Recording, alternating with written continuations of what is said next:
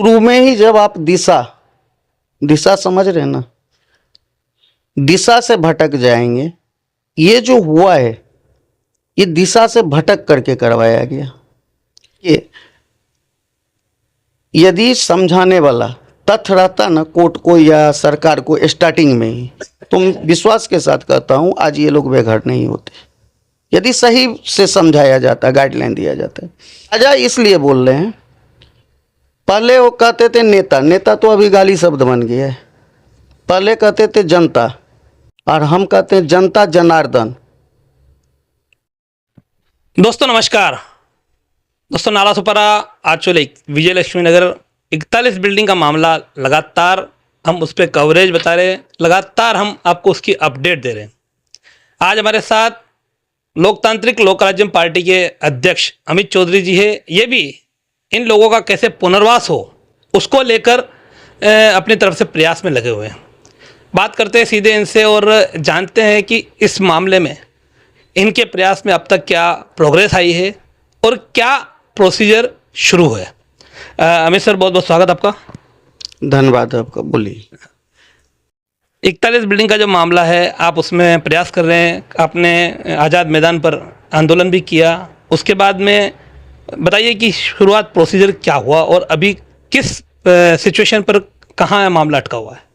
देखिए, 31 तारीख को हमने लेटर दिया था सभी जगह, राष्ट्रपति महोदया से लेकर के बसई विरार महानगर पालिका के आयुक्त तक। जो इनका जो 41 बिल्डिंग जो तोड़ा जा रहा है, आप जल्द से जल्द उनको पुनर्वास की व्यवस्था यदि नहीं करेंगे तो 3 तारीख को हम आंदोलन शुरू करेंगे। तो अल्टीमेट सरकार को दिया था। 3 तारीख से हमारे आंदोलन भी शुरू हो चुका था यहाँ पे आज़ाद मैदान में। और 12 तारीख को मंत्रालय से मुझे बुलावा आया। बुलावा आने के बाद जो हमारी मांगे थी, तो उसमें हमारा तो मांग था घर के बदले घर, लेकिन हमारा ये नहीं था जो पुनर्वास की व्यवस्था कौन सी जगह पे। उन्होंने बोला जो कौन सी जगह पे हम करें, तो मैंने बताया सर्वे नंबर 152, जो 152 नंबर आपका कोई उपयोग की जगह नहीं है, आप यहाँ पे चाहें नमक का जगह था कर सकते हैं। तो उन्होंने फिर हमें मांग को सिग्नेचर करते हुए उन्होंने आगे के डिपार्टमेंट में और अनिल पवार कमिश्नर से मुझे मिलने के लिए, जो इससे जुड़ा हुआ जो भी दस्तावेज हैं वो जा करके आप वहाँ से लीजिए। कौन मिला था आपसे? अनिल पवार जी से मेरी मुलाकात हुई थी। मंत्रालय में मुख्यमंत्री से डायरेक्ट सचिव से हमारे मुलाकात वहाँ पे हुई थी। तो जब यहाँ पे हमारा जो लिखित में जब हमें दिया गया और मुख्यमंत्री जी को जब हमारे सचिव ने बताया, जो 9 तारीख को ही हमारा इस पे बातचीत हो गया था, 9 को और 10 को भी हुआ है। 10 को शायद एक कैबिनेट मीटिंग था, उसमें दिखा रहे यही इन्होंने मार्क किया हुआ इस पे जी, ये श्री कदम आयुक्त वसुविरा महानगर याना पाठवले। तो ये आपने ये निकाला है क्या? इन्होंने वहां से अपने उधर से भेजा है क्या पत्र महानगर पालिका में? हाँ, महानगर पालिका में उन्होंने भेजा है बाद में, लेकिन मुझे उन्होंने एक दे दिया था हार्ड कॉपी, क्योंकि दूसरे दिन मुझे बोले थे जाइए आप मिलने के लिए जब तक यहाँ। तो हमने जब बसई विरार महानगर पालिका में गया और अनिल पवार कमिश्नर से जब हमारी मुलाकात हुई, तो उन्होंने हमें बहुत कुछ ऐसे रीजन बताने लगे, लेकिन हमारा उन्होंने एक ही लाइन में फिर मैंने पूछा, जो आप हमें पत्र दे रहे हैं क्या पुनर्वास की व्यवस्था इनको राज्य सरकार को किया जाए? तो इन्होंने बोला हम ऑलरेडी दे दिए हुए हैं पुनर्वास की व्यवस्था करने के लिए, तो आपको हम वो फाइल दे रहे हैं, वो फाइल लेकर के आप इस पर फंड का व्यवस्था करवाइए राज्य सरकार से। तो हमने फिर बोला जो फाइल आप हमें दे दीजिए। तो जब उन्होंने फाइल दिया तो उन्होंने बहुत कुछ इसमें जिक्र किया है। जिक्र जैसा उन्होंने लिखा है, जो सुप्रीम कोर्ट में हमें पार्टी नहीं बनाया गया। सेकंड, उसमें ये भी दिखाया है जो वहाँ पे कोई TDR के लिए यदि हमारे पास आएगा तो हम वो व्यवस्था नहीं करेंगे उस जगह पे।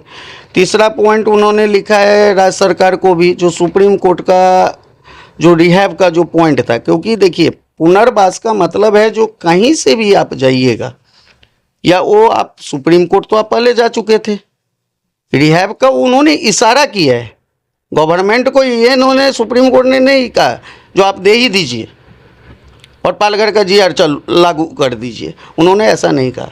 हम क्या कह रहे हैं जो ये 41 बिल्डिंग यदि देखें तो जैसा अलग अलग मीडिया पे दिखा, जो 984 बिल्डिंग का भी त्वरित कार्रवाई के लिए मुख्यमंत्री जी को दिया गया है।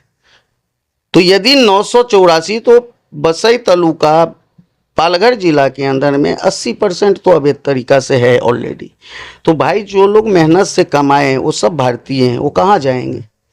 आपको आयुक्त ने ये पत्र दिया कि उन्होंने प्रस्ताव शासन को भेजा हुआ है, हाँ। लेकिन आयुक्त मीडिया के कैमरे के सामने साफ तौर पर बोलते हैं कि ऐसी हमारी कोई पॉलिसी है नहीं। ऐसी पॉलिसी अगर पुनर्वास कोई कर सकता है तो सिर्फ कलेक्टर साहब है, वो कर सकते हैं SRA डेवलपमेंट या जो भी कुछ उसमें पुनर्वास की व्यवस्था हो उसमें, हाँ। हम नहीं कर सकते। अब सवाल ये है कि आयुक्त जो है वसई विरार महानगर पालिका के इस समय प्रशासक है और प्रशासक राज में उनको हर चीज़ की मान्यता, तो क्या आयुक्त सक्षम नहीं है कि खुद एक प्रस्ताव इस तरह का बनाए कि हमारे पास पुनर्वास का ये व्यवस्था है और उसको मान्यता के लिए भेजे? सिर्फ ये आयुक्त जो है वो लोगों को भटकाने वाली बात कर रहे हैं क्या? देखिए, यदि नगर पालिका का कहेंगे तो नगर पालिका भी प्रस्ताव किसको देगा? राज्य सरकार को ही। और पुनर्वास का व्यवस्था सही में करेगा तो कौन करेगा? राज्य सरकार। और राज्य सरकार के अंडर में कौन आता है? कलेक्टर। तो कलेक्टर जो है, जैसा हमने इस पत्र में कलेक्टर तो महानगर पालिका को अर्बन डेवलपमेंट डिपार्टमेंट के थ्रू डायरेक्शन दे सकती है सरकार। डायरेक्ट महानगर पालिका जो प्रस्ताव अर्बन डेवलपमेंट को भेजे उस पर मंजूरी मिल जाए तो वो अपनी जो गर्दन उनकी जो पकड़ी जा रही है इस समय आयुक्त की, वो छुड़ाने के लिए वो सिर्फ कलेक्टर के ऊपर डाल रहे हैं। नहीं, ऐसा आप मत कहिए। जो कलेक्टर के ऊपर उन्होंने डाला है, उनके पत्र में जो हमें जो पत्र दिए हैं, उन्होंने तो सीधा सीधा राज्य सरकार को उन्होंने कहा है। लेकिन जो फिर भाई सुन लीजिए, लेकिन आपके ही शब्द में उन्होंने आपको ये कहा कि आप जाइए फंड की व्यवस्था कीजिए। आप एक पार्टी के नेता है और आप करेंगे या आप उसके लिए प्रयास कर रहे हैं, लेकिन क्या जो आयुक्त यहाँ के सर्वे सर्वा बन के बैठे हैं उनकी जिम्मेदारी नहीं है? जो प्रभावित लोग हो रहे हैं उनके बारे में सोचे, उनकी बात ज़्यादा सुनी जाएगी या एक पार्टी के किसी नेता या आम लोगों की बात सुनेगी सरकार? नहीं, सरकार में कौन है? नेता ही है ना। तो फिर ये शब्द क्यों बोलते हैं नेता का नहीं सुनी जाएगी? यदि मान लीजिए नहीं, नेता का ये इसके पीछे कारण है, इसके पीछे कारण का मैं आपका कंटिन्यू करता हूँ। इसके पीछे कारण ये है कि यहाँ के सिटिंग MLA वो गए, तब उनको वहाँ सिटिंग MLA को निवेदन इस तरह से देना पड़ा जैसे भंडारे में आए और अपना निवेदन देके चले गए। अगर उन्होंने अपनी ही पार्टी के लोगों को दरकिनार कर दिया, इतने हजार लोग प्रभावित हो रहे उसके बावजूद जिन्होंने उनको चुनकर भेजा है, तो फिर सवाल यह है कि दूसरे नेता को वो तरजीह देंगे, इस बात की क्या गारंटी है? नहीं, हम तो विपक्ष वाले हैं। विपक्ष है तो हम तो टांग खींचेंगे ना। नहीं देंगे कहाँ? चक्का जाम करेंगे। हमने तो सब अल्टीमेट दिया है। जो हमारा जो पुनर्वास का, जब आपने 12 तारीख को मुझे लिखित में दिया है, तो लिखित में दिया है तो हम जो प्रोसेस आपने कहा था, जो कागज उपलब्ध कराने के लिए हम लेकर के आ रहे हैं, 24 तारीख को हमने तारीख दिया है। 24 तारीख से 24 तारीख हो जाएगा 30 दिन। उसके बाद हम आपका चक्का जाम कर देंगे, क्योंकि आप राजा हमारे हैं। और जब प्रजा को न्याय नहीं मिलेगा तो प्रजा फिर सड़क पे आएगी ही। मुझे लग रहा है हम यहाँ भी गलत है। हम क्यों उनको राजा घोषित कर रहे हैं? वो तो जनता के सेवक होने चाहिए। हमारा प्रधानमंत्री बोलते हैं मैं प्रधान सेवक हूँ, तो ये मुख्य सेवक होने चाहिए मुख्यमंत्री। एक बात जानिए, राजा इसलिए बोल रहे हैं, पहले वो कहते थे नेता तो अभी गाली शब्द बन गया है। पहले कहते थे जनता, और हम कहते हैं जनता जनार्दन। फर्क है ना जनता और जनार्दन में, राजा और प्रजा में। पहले राजा के सामने में प्रजा डायरेक्ट जाकर के अपना अधिकार मांगता था, अभी वो नहीं है। इसके लिए हमारे साथ जो भी लोग उतरे हैं वो एक प्रजा बन करके उतरे हैं, और सीधा सीधा हम राजा से सवाल कर रहे हैं। जो हमने जो आपको वोट दिया है, पहला अधिकार हमारा है, तो आपने जो छीना है हमारा अधिकार मुझे दीजिए। हम हाथ जोड़ रहे हैं। लेकिन तो यहाँ पे वो आपकी बात को क्रॉस करेंगे, वो बोलेंगे आपने हमको वोट ही नहीं दिया था, आप तो विपक्ष हो। आपने भी कहा ये बात। विपक्ष का क्या? हम तो सभी को बोले हैं जो इस विषय में। यदि आप हमारे पास कितना आया, मीडिया भी पूछा एक मंच पे आ सकते हैं क्या, तो हम अपना बैनर आगे किए। हम यहाँ तक प्रोसेस में बढ़ गए, अब हम फंड की आगे की तैयारी कर रहे हैं। तो वहाँ से आपको फंड के बारे में क्या कहा गया है? कहाँ से? आप ये प्रस्ताव लेके मंत्रालय में गए तो उस बारे में वहाँ पर क्या? देखिए, सबसे पहला तो ये समझिए, ये पहला हमारा फाइल हुआ जा रहा है। हमने सारे कुछ जो हमसे डॉक्यूमेंट्स हुआ है हमने सारे लगा दिया है। हम अपना पूरा तथ्य रख दिए हैं। हमने 30 दिन का समय दे दिया है। 30 दिन के बाद देखिएगा, रिजल्ट सामने दिखेगा। हो सकता है 30 दिन के अंदर ही दिखने लगे। कुछ ना कुछ तो करिश्मा होगा। आज यदि नहीं होता तो हमारा तो सबसे पहला नगर पालिका का ये लेटर प्रथम बार आपको हमने दिखाया है, बराबर। तो जब हमारा कहीं ना कहीं मांग पूरा हुआ है तभी तो हमें दिया है। मैं आपकी मांग पे सवाल नहीं उठा रहा हूँ। मेरा सवाल शासन प्रशासन और महानगर पालिका के ऊपर है कि शासन प्रशासन और महानगर पालिका की वास्तव में क्या मंशा है कि वो थकाने चाह रहे हैं। जैसे हमारा इधर का प्रोसीजर है, थका थका के लोगों को परेशान कर दिया जाए। नहीं नहीं, आपको बताते हैं, हम थकने वाले में से नहीं है, हम थकाने वाले में से हैं। हम उनको नाको दम कर देंगे। ये लोकतांत्रिक लोक राज्य पार्टी है। यहाँ आप सब प्रशासन भी जानते हैं, मंत्रालय भी जानते हैं जो ये किसने विषय लेके आया है, और यदि काम नहीं हुआ तो आगे रिजल्ट भी जानते हैं। एक और बड़ा सवाल ये है कि आपने इसमें मांग किया 153 सर्वे नंबर और 152 हाँ 152 और 3334, लेकिन 3334 पर जो बिल्डिंगें 8 बिल्डिंगें थी उसका पंचनामा बाकायदा 2022 में पंचनामा तलाटी ने किया था। वो पंचनामा की कॉपी है कि वो सरकारी ज़मीन है। उस पर से अभी इस समय में 4 बिल्डिंगें तोड़ दी गई है, तो उनको क्यों नहीं रोका जा सका? उसके पीछे क्या कारण है? जबकि वो सरकारी थी और वो जो कोर्ट का ऑर्डर है हाई कोर्ट का 22 से 32 उसमें वो शामिल ही नहीं है। देखिए, सबसे पहला चीज़ तो ये समझिए, जो उस सरकारी ज़मीन पे नगर पालिका का कोई अधिकार नहीं है। प्रथम, यदि उसने तोड़ा भी होगा तो उसका पे करना पड़ जाएगा यदि हम उसके पीछे लगेंगे तो अभी तो वो विषय की है नहीं। अब जो बचा हुआ है जिस पे नोटिस लगाया तोड़ने का, तो ये तो सब जानते हैं जो अवैध है। ज़मीन किसका है? गवर्नमेंट का है। हमारे पास वहाँ जो रहवासी है उनके पास कोई ऐसा डॉक्यूमेंट्स नहीं है जो वो प्रॉपर्टी का मालिक है। सरकार की है, सरकार को आवश्यकता पड़ेगी तो सरकार आपसे ले लेगी। लेकिन सरकार लेगी तो सरकार देगी क्यों? हाँ, सुन लीजिए, पुनर्वास में हम वही तो मांग कर रहे हैं कि हमको मिले, और जहाँ जो बिल्डिंग आज जिस जगह है कम से कम उन लोगों को नोटिस तो हटा दिया जाए कि हाँ इनको तो नहीं तोड़ रहे हैं, इनको पुनर्वास करना ही नहीं पड़ेगा। जब आप तोड़ोगे नहीं तो पुनर्वास करना ही नहीं पड़ेगा। नहीं नहीं नहीं, पुनर्वास आप ये मत कहिए। अभी तक सरकार ने वो ज़मीन को आवंटित नहीं किया और सरकार के तो नज़र में नहीं है। जो 33 और 34 जो है ये हमारा ज़मीन है, तो हम तो वही काम कर रहे हैं ना जो सरकार को हम दिखा रहे हैं। जैसा सुन लीजिए, सरकार को कैसे मालूम होगा? सरकार को मालूम है ना, इसीलिए तो वहां से महानगर पालिका को जैसे ही ऑब्जेक्शन गया कि ये 33 और 34 सरकारी जमीन है, महानगर पालिका ने अपनी कार्यवाही पीछे खींच ली और तहसीलदार को आगे करके तहसीलदार ने वहां पर नोटिस बजाया कि हम ये तोड़क कार्यवाही करने वाले हैं, इलीगल है, खाली करने वाले हैं। अब सवाल ये कि सरकारी जमीन है और आपकी मांग जायज मांगे, लोगों को फायदा मिलना ही चाहिए। 1 मिनट, इसमें मैं क्लियर कर दे रहा हूँ। आप जो कह रहे हैं नगर पालिका ने तहसीलदार को सूचित किया, तो ये तो मुझे तो ऐसा कोई पत्र नहीं, और तहसीलदार के मैंने ये नहीं कहा कि नगर पालिका पीछे हट गई। हाँ, पीछे हट और अब तहसील ने अपना वहां पर नोटिस बजाया। हाँ। तहसील को किसी ने उकसाया, जो आप वहाँ पे जो है आपका अधिकार है और वहाँ पे 3 बिल्डिंग है, उसको आप तोड़िए। तो कौन सी ताकत है और वो ताकत क्या चाहती है? देखिए, ताकत यदि कहेंगे तो यहाँ पे तो एक ही चीज़ जान लीजिए, आप भी जानते हैं, जो एक ज़मीन 4 बार बेचा जाता है, सबको फायदा रहता है, सब मिली जुली रहती है। उनके ऊपर कार्रवाई की बात आप मुख्य बात पाए कि उनके ऊपर कार्रवाई की बात क्यों नहीं आ रही? और अब मैं अपने पॉइंट पर आता हूँ कि जब पुनर्वास होना ही चाहिए, मैं उसके पक्ष में हमेशा मैं कहीं स्टोरी कर चुका हूँ उस बारे में, लेकिन पुनर्वास सरकारी ज़मीन पर क्यों हो? एज ए भारतीय नागरिक, मैं टैक्स पेयर, मैं ये कहूँगा कि मैं वहाँ पर पुनर्वास नहीं करने दूंगा अगर इस बेसिस पर कि सरकार ने उनको नहीं फंसाया है, उनको फंसाया है किसी ने, उनकी प्रॉपर्टी जब्त करके उस पैसे से उनका पुनर्वास क्यों नहीं हो रहा है? ये मांग क्यों नहीं कर रहा है कि जिन लोगों ने वहाँ फंसाया है उनकी कोई बात क्यों नहीं कर रहा है? नहीं नहीं नहीं नहीं नहीं, एक बात जान लीजिए, जिन्होंने फंसाया है, तो इसमें जो फंसाए हैं, आज जो बिल्डर था, आप तो बिल्डर पे कोई भी जाता है जो बिल्डर ने फंसाया, लेकिन बिल्डर को भी तो किसी ने न फंसाया, उस पे तो जाइए।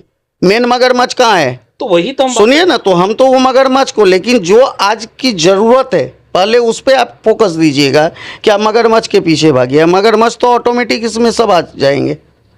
किसने बसाया, किसने तुड़वाया और किसने दिलाया? क्वेश्चन यहाँ है जो आज जो स्थिति बनी हुई है, बहुत ऐसे विकलांग हैं, बहुत ऐसे महिला विधवा है जिसके पास भाड़ा तक नहीं है जो वो भर करके रहे। अभी उसका विचार करने की आवश्यकता है। हमने सीधा सीधा राज्य सरकार के साथ डायरेक्ट क्यों बातचीत किया? क्योंकि सुप्रीम कोर्ट जाओ चाहे हाई कोर्ट जाओ, वो हमें भेजेगा राज्य सरकार के पास ही। हमने डायरेक्ट राज्य सरकार के पास गया, हमने सवाल रखा जो आज जो ये जनता है, पहला ये कौन है? ये यहाँ का नागरिक है, हम एक भारतीय हैं, हमारा अधिकार है और ये ज़मीन किसी की बपौटी नहीं है जो कोई कह दे जो ये मेरी बपौटी है। आपने बोला गवर्नमेंट लैंड, गवर्नमेंट लैंड पे हमारा अधिकार पहला है आज के तारीख में हुआ। क्यों? कि हम वहाँ पे रह चुके थे, हमने उस ज़मीन पे टैक्स भरे हैं। एक सवाल और भी है कि जब पुनर्वासन करना ही है तो तोड़ने से पहले भी पुनर्वास की बात हो सकती थी कि पहले इनको यहाँ से जो वैलिड है उसमें अगर कोई गलत है समझो, ऐसे भी कई केसेस है। वहीं के लोग बताते तो मालूम पड़ता है कि कुछ लोगों ने पूरा पैसा भी जमा नहीं किया है, किसी ने कोई कब्जा करके बैठा है। तो उन केसेस को छोड़ के जो जीनियन केसेस है क्यों नहीं उनको पहले कहीं और शिफ्ट कर दिया गया? हमारे विधायक ने तो पहले बोला था घर में की चाबी हाथ में दूंगा, उसके बाद में तोड़ने दूंगा। तो वैसे तो भाषणबाजी काफ़ी हुई थी, लेकिन सरकार माई बाप है, सरकार तो ये बात सोच सकती थी, सरकार ने क्यों नहीं सोचा? और अब जब टूट गया है, सब यहाँ वहाँ बिखर गए, तो क्या वापस सबको एक साथ जमा पाएंगे? देखिए, सबसे पहला चीज़ तो किसने क्या कहा उसका नतीजा आप लोग देख रहे हैं आँख से, जनता भी देख रही है। और करना, बोलना और करना दोनों में फ़र्क होता है। उनको वोट लेना था, उन्होंने चाबी की सपना दिखाए, लेकिन आज चाबी के जगह पे उनको बेघर कर दिया गया, ये सभी ने देखा। अब रह गई पुनर्वास पहले क्यों नहीं किया गया? तो जिस समय में हाई कोर्ट का नोटिस लगा था, उसी समय में सेकंड पार्टी को जाना चाहिए था। तो आप तो नोटिस का जवाब नहीं दे रहे। जब आपने वहाँ पे भी जवाब नहीं दिया, हाई कोर्ट में भी, फिर आया मान लीजिए कार्रवाई का। आप यदि चाहती, जनता यदि चाहती तो नगर पालिका को पीछे होने पे मजबूर कर सकती थी, तो जनता ने वो भी नहीं किया क्योंकि जनता को रोका गया। तीसरा, जब आप सुप्रीम कोर्ट में गए तो सुप्रीम कोर्ट में आपको जिसको पार्टी बनाना है, आप यदि सुप्रीम कोर्ट जा रहे हैं तो कुछ ना कुछ ले करके जा रहे हैं, या मुझे स्टे मिले तो स्टे तभी मिलेगा, और नहीं स्टे मिलेगा तो हम पार्टी बनाते भाई इसकी व्यवस्था करें। तो पार्टी आपने नगर पालिका का बनाया नहीं। नगर पालिका ये देखा जो हाई कोर्ट में मेरे हाथ में आदेश है, जब हमें पार्टी ही नहीं बनाएगा तो मैं अपना आदेश का पालन करूंगा। अगर नगर पालिका को पार्टी बना भी दिया जाता तब भी नगर पालिका तो महानगर पालिका आयुक्त मीडिया पर बाकायदा ये बात मैंने जो आगे भी कहा, वो बात बोलते हैं कि हमारे पास कोई पॉलिसी नहीं। तो वो तो कोर्ट में ही खड़े होकर अपना एफिडेविट दे देते, सर हमारे पास पॉलिसी नहीं, सरकार करे। तो भी क्या होता उसका? नहीं, एक बात जान लीजिए, आप नगर पालिका को क्यों कर रहे हैं? उनके पास कैसे पॉलिसी आएगा? ये आप टेक्निकली चीज समझिए ना। अपने जो लोकल बॉडी अपना कानून सब खुद बनाती है। नगर पालिका के अधिकार में रहता है यदि जीआर लागू करने का,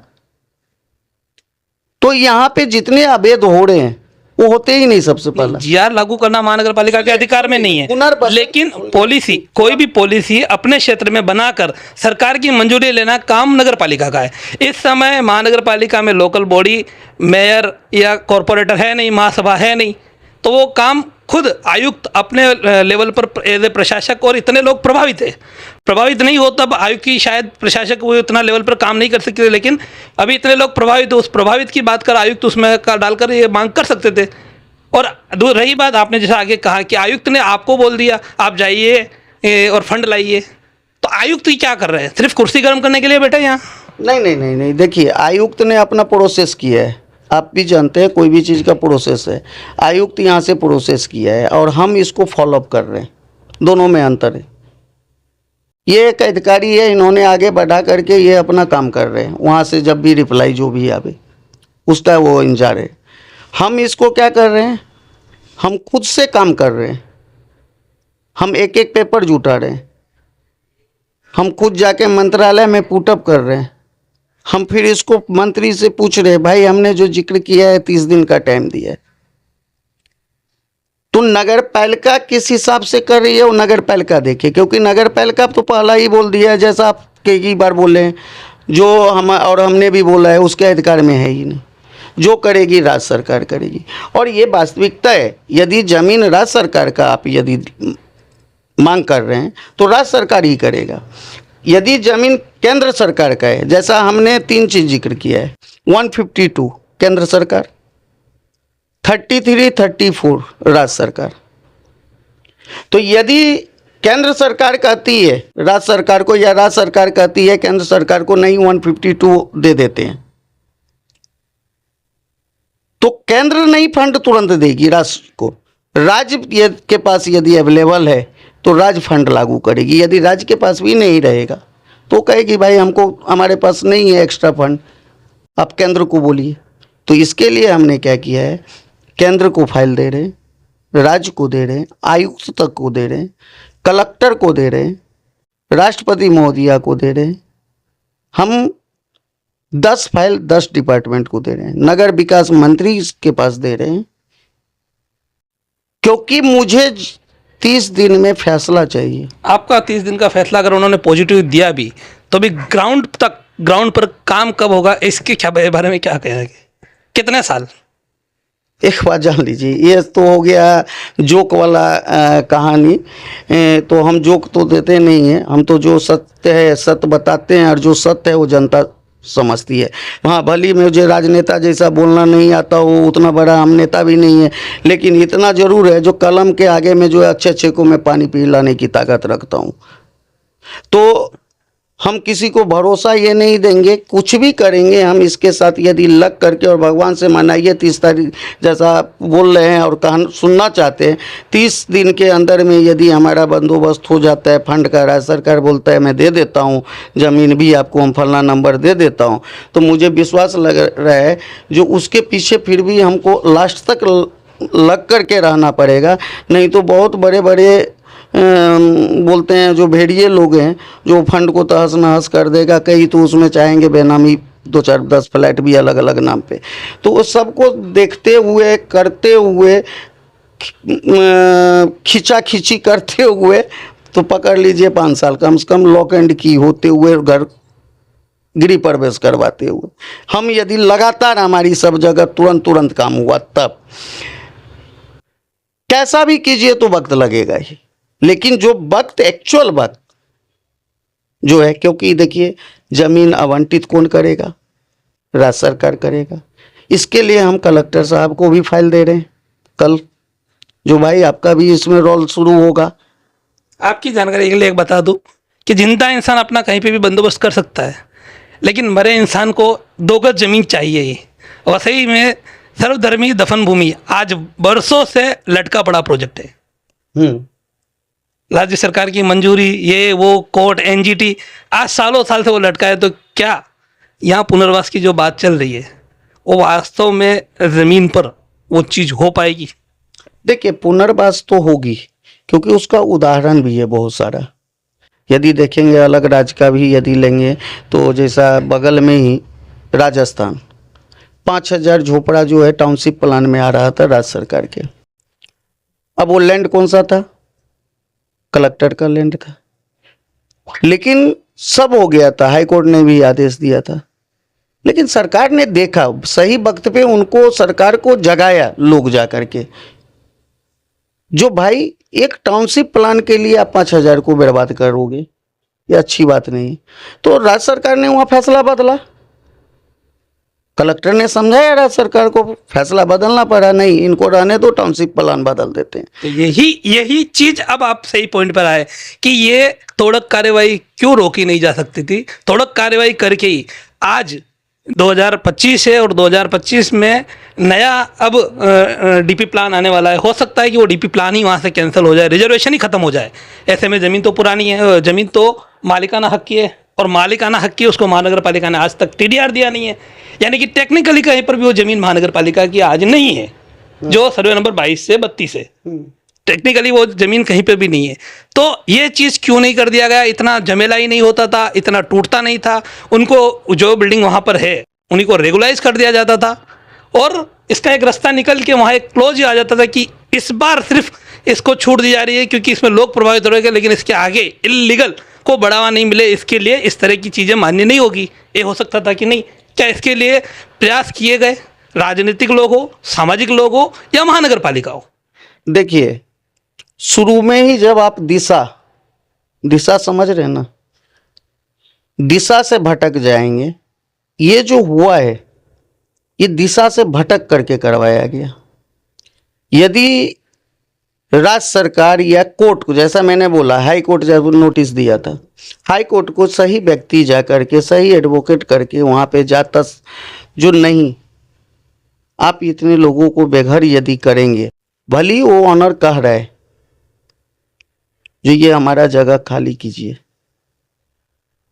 तो वहाँ पे हाई कोर्ट डिसीजन ले सकती थी जो या बिल्डर को वहाँ पे या वहाँ पे कुछ प्रोजेक्ट आएगी आने वाला समय में जो नहीं, ठीक है भाई पहले इनकी व्यवस्था किया जाए, या आप राज्य सरकार के पास जाते उनको समझाते। तो कौन जाएगा समझाने? जिनको जाना चाहिए वो तो लोगों को लेकर के अलग अलग दिशा, कभी थाने जा रहे हैं, कभी कहीं जा रहे हैं, कभी कहीं जा रहे हैं, कभी आपका कहीं। इशारा किसकी ओर है? देखिए, हम एक ही चीज़ जानते हैं, इशारा नहीं, एक ही चीज़ है, सब अपने अपने तरफ से जिसको जैसा मान लीजिए जैसा। आप आरोप कर रहे हैं लेकिन नाम नहीं ले रहे। आरोप मतलब क्या हुआ? नाम हम लेकर के क्या? इसमें दिशा, अब हमारा चलने का अलग स्टाइल है, आपका चलने का अलग है।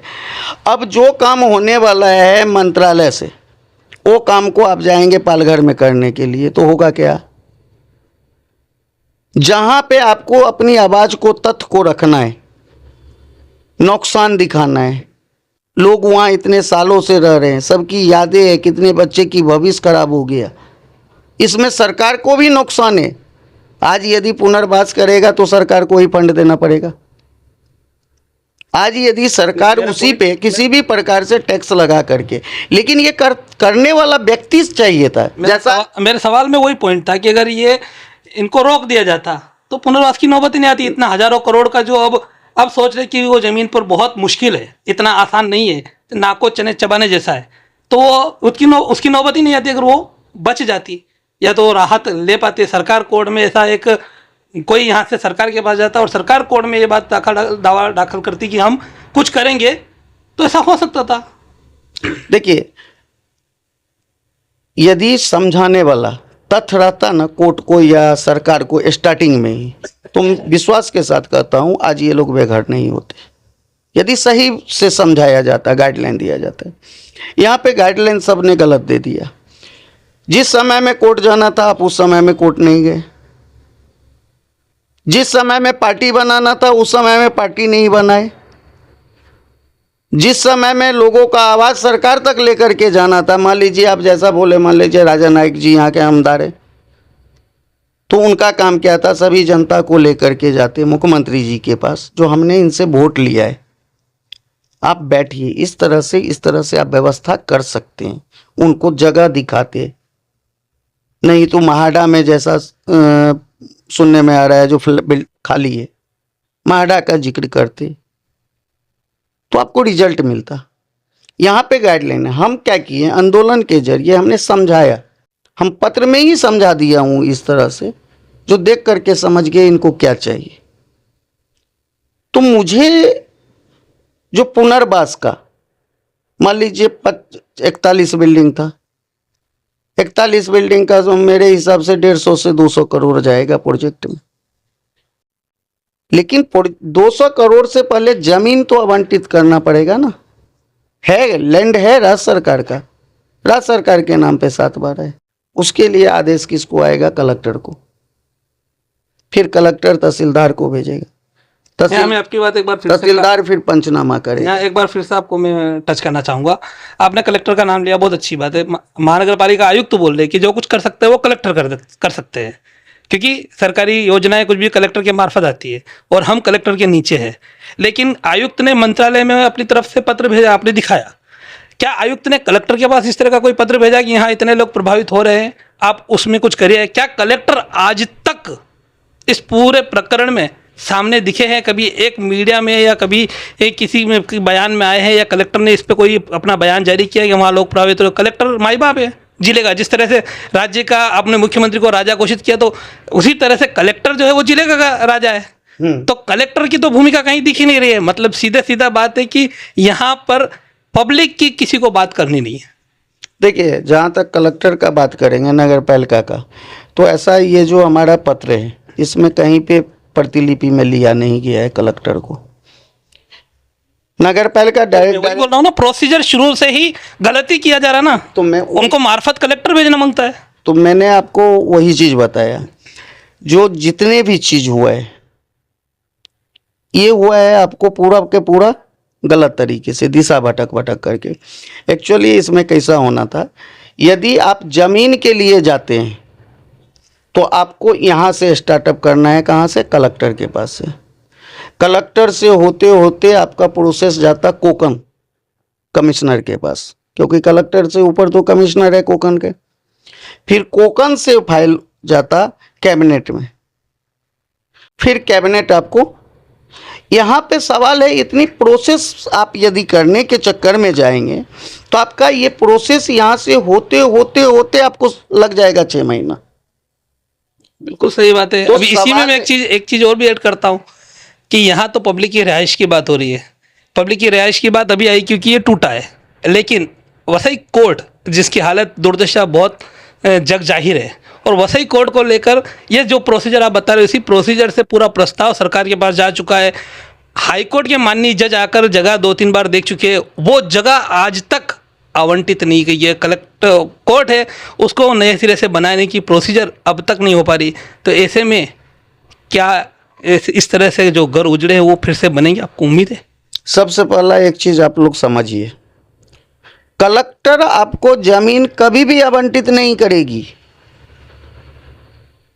ये ध्यान रखिए। आप जो कर रहे हैं ना, जो कलेक्टर, सीधा कलेक्टर ने आवंटित आपको जमीन होगा सिर्फ राज्य सरकार के पास से। कहाँ से? लेकिन प्रक्रिया, कोई भी गवर्नमेंट लैंड को यदि आप करते हैं, आवंटित करने का मांग करते हैं, हमने किया है। हमारे पास एक फाइल है चंदनसर रोड का, 8 एकड़ जमीन हमने गुरुकुल पे किया है। लेकिन हमने कैसा उसमें किया था, हम नीचे से ऊपर गए थे, क्योंकि हम जानते थे ये हमारी मांग है, गुरुकुल के लिए मांग है, तो हम नीचे से ऊपर जाएंगे, हमारे पक्ष वक्त था। उसमें भी कलेक्टर ने, कलेक्टर कहाँ भेजा? कोकन। कोकन से कहाँ गया? कैबिनेट में। उसमें राष्ट्रपति का आदेश आया, नहीं ये ज़मीन दिया जाए क्योंकि अच्छे काम के लिए करें। उसी प्रकार से आप हमारी मांग क्या है? पुनर्वास। तो कलेक्टर के पास कोई ऐसा राइट्स ही नहीं है जो ज़मीन लिख देगा आपको, जो नहीं पुनर्वास के लिए इनको ज़मीन दे दे। नहीं, जमीन लिखेगा नहीं, प्रस्ताव तो भेजे। सुनिए, कलेक्टर का प्रस्ताव भेजेंगे या आप उनके पास प्रस्ताव रखिए। तो प्रस्ताव रखेंगे तो आपका हिस्सा, जैसा हमने बताया, जो स्टेप बाय स्टेप होते हुए आपका। आप गए क्या कलेक्टर के पास? नहीं, हमारे पास, हमको मालूम है जो ये पुनर्वास का व्यवस्था सिर्फ डायरेक्ट ये राज्य सरकार वहां से जब आदेश पारित करेगी तो कलेक्टर का काम है लागू करना। बात समझ रहे हैं ना? नहीं, लेकिन यदि उससे पहले राज्य सरकार आपकी मांग पर भी कलेक्टर को तो पत्र लिखेगी, इसकी रिपोर्ट दो।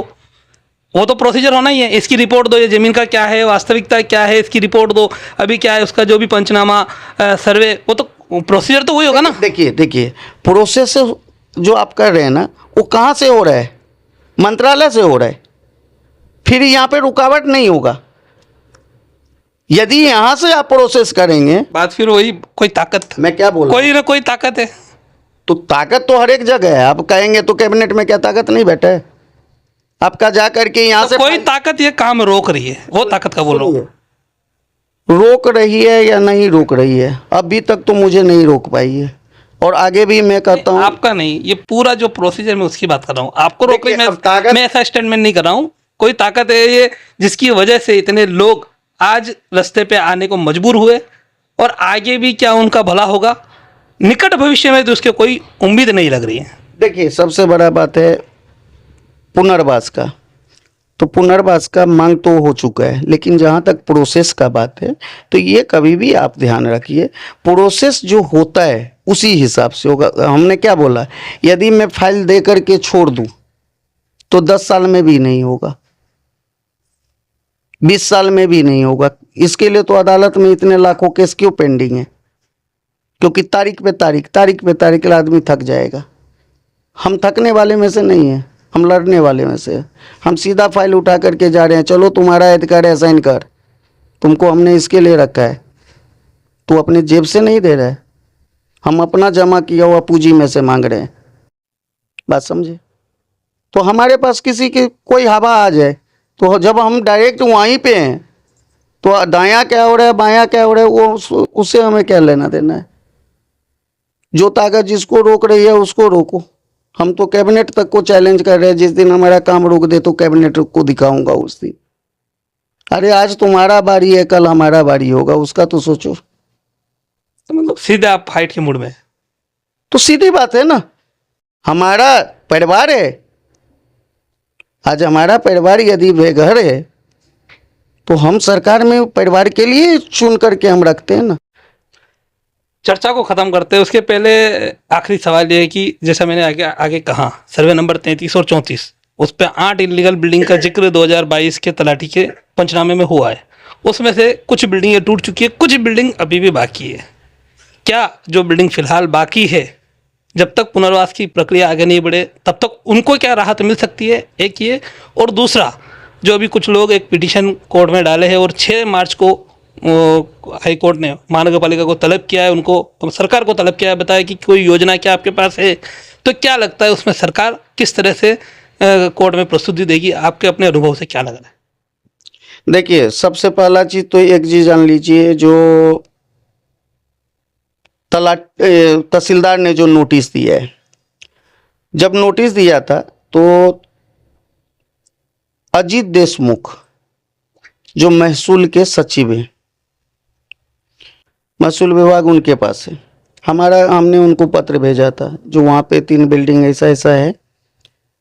तो उन्होंने बोला था जो आप जाइए तहसील को जानकारी दीजिए, उसके बाद हमें।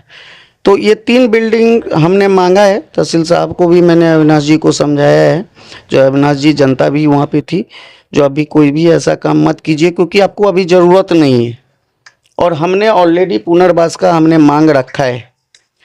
तो जब तक हमारा पुनर्वास का मांग पूरा नहीं हो जाता है, ये लोग की व्यवस्था नहीं हो जाती है, तब तक आप ऐसा काम मत कीजिए। दूसरी नंबर, हाई कोर्ट का आपने बताया जो 6 तारीख का, तो नगर पालिका का मैं आपको अभी बता दे रहा हूँ, नगर पालिका सीधे सीधे हाई कोर्ट को कहेगी जो हमारे पास राज्य सरकार के द्वारा ऐसा कोई भी व्यवस्था नहीं है जो हम इनको पुनर्वास कर सकें।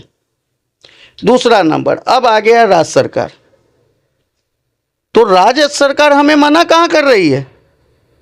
यदि मना करते तो राज्य सरकार के पास तो ऑलरेडी हम 3 तारीख से पत्र दिए हुए हैं जो हम आंदोलन में पुनर्वास के लिए। तो राज्य सरकार वहां पे क्या लिखेगी, जो हम पुनर्वास की व्यवस्था करेंगे, लेकिन अभी हम उस पर विचार कर रहे हैं क्योंकि और भी जगह का है, जैसा डोंबिवली, कल्याण, यदि पालघर जिला में ही ले लीजिए तो अभी बहुत सारे ऐसे बिल्डिंग हैं, तो इस पे विचार चलेगा। लेकिन हमारा अभी क्या मांग है, जो आप विचार कीजिए, जो हमें आपने बोला जो हम व्यवस्था करेंगे, हम आपको 30 दिन का ये डॉक्यूमेंट्स ला करके दिए हैं, हमें ये 30 दिन में जवाब चाहिए। कब तक आप फंड दे रहे हैं, कब तक व्यवस्था करके दे रहे हैं, ये मुझे 30 दिन में जानकारी दीजिए, नहीं तो फिर हम रेल आंदोलन और सड़क जाम करेंगे। तो हम बात कर रहे थे लोकतांत्रिक लोक राज्य पार्टी के राष्ट्रीय अध्यक्ष अमित चौधरी जी से। काफ़ी कुछ चर्चा हुई, आपने देखा सुना। अब लगातार बिल्डिंगें धराशायी हो चुकी है, हम अपडेट आपको देते जा रहे हैं, हमारी सीरीज ये शुरू है। बिल्डिंगें धराशायी हो चुकी है, अब बात पुनर्वसन की हो रही है। और पहले दिन से, पहली जब बिल्डिंग टूटी थी 28 नवंबर को, उस तारीख से आज तारीख देखा जाए तो करीब करीब 3 महीने से ज़्यादा गुजर चुके हैं। वो लोग भी कहाँ यहाँ वहाँ हो चुके हैं। अब यही है कि अमित जी की बात से भी इनके प्रयास जारी है, और भी लोगों के प्रयास अपने स्तर पर जारी है, श्रेय लेने के भी प्रयास जारी है, सिर्फ काम न करके श्रेय लेने के भी लोगों के प्रयास जारी है। तो वो उनका फंडा है, हम उसकी बात नहीं करेंगे। लेकिन ज़मीनी स्तर पर जिस तरह से हमारे देश में तारीख पर तारीख का जो एक फैशन चला आ रहा है, फिलहाल अभी यही लग रहा है कि इस मामले में भी शायद होगा वही कि तारीख पे तारीख कोई भी प्रोसीजर बहुत जल्दी नहीं होता है। ये बात हम भी समझ सकते हैं कि उसमें कई कानूनी अड़चनें होती है, कई तकलीफ़ें होती है, लेकिन इसमें यही है कि क्षेत्रवासियों को पेशेंस बनाए रखना पड़ेगा और अपनी आवाज़ को दबने नहीं दिया, खुद से वो अपनी आवाज़ को दबने नहीं दे, अपनी मांग, एक पुरानी कहावत है कि बच्चे को जब भूख लगती है तो अपनी माँ के सामने रोता है। तो ये सरकार हमारी माँ बाप है, हमें रोना पड़े तो हम रोए भी। शायद जिस तरह से बच्चे के रोने पर माँ तुरंत अपने बच्चे की खैर खबर लेती है, उसको खाना खिलाती है, उसी तरह सरकार भी अगर चाह ले, माँ बाप बन जाए, तो शायद कभी कल्याण हो जाए। फिलहाल आज की चर्चा में इतना ही। नमस्कार, जय हिंद, जय महाराष्ट्र। हमारे चैनल सैफ न्यूज़ लाइव पर अपने व्यापार और सेवा से संबंधित विज्ञापन प्रसारण हेतु दिए गए मोबाइल नंबर पर संपर्क करें।